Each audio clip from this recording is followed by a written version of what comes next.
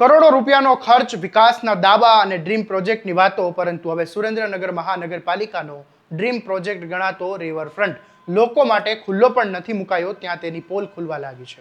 લોકાર્પણ પહેલા જ રિવરફ્રન્ટમાં તિરાડો પડતા હવે તેને ડામર ભરીને ઢાંકવાનો પ્રયાસ કરવામાં આવી રહ્યા હોવાના આરોપો સામે આવ્યા છે, જેના કારણે સમગ્ર પ્રોજેક્ટની જે ગુણવત્તા છે અને કરોડોનો જે ખર્ચ થયો છે તેની સામે ગંભીર સવાલો ઊભા થયા છે. શું છે સમગ્ર મામલો, આવો વિગતે વાત કરીએ આ અહેવાલમાં.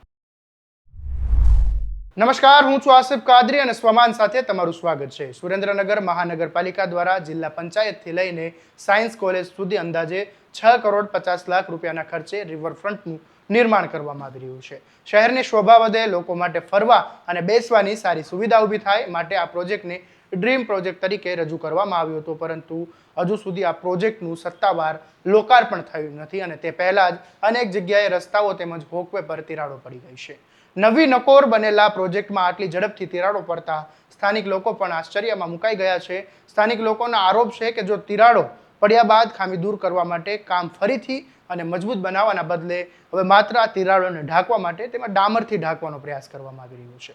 લોકોનું કહેવું છે કે સમસ્યાનો જે કાયમી ઉકેલ હોય તે લાવવાના બદલે દેખાવ પૂરતી કામગીરી કરીને ભ્રષ્ટાચાર પર પડદો પાડવાનો પ્રયાસ થઈ રહ્યો છે.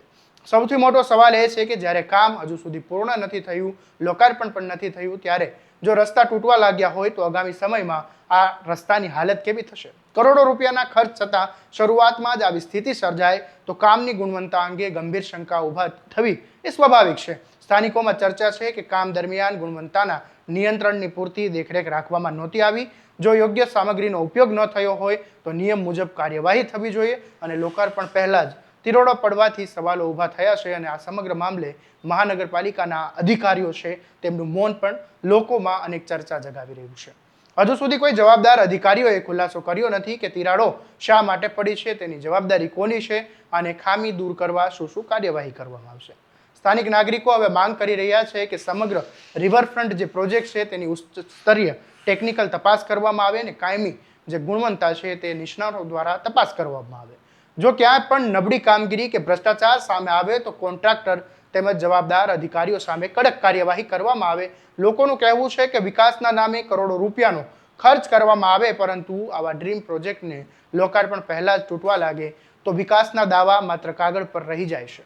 હવે સૌની નજર એ છે કે આ મહાનગરપાલિકા આ મામલે જવાબદારી સ્વીકારે છે, તિરાડો પર ડામર ભરીને સમગ્ર મામલો દબાવવાનો પ્રયાસ કરે છે કે વધુ કોઈ જવાબદાર સામે કડક કાર્યવાહી કરે છે. આવા દરેક અપડેટ માટે તમારા સ્વમાનને ફોલો અને સબસ્ક્રાઇબ કરી દેજો. આ વિડીયોને શેર કરવાનું ભૂલતા નહીં.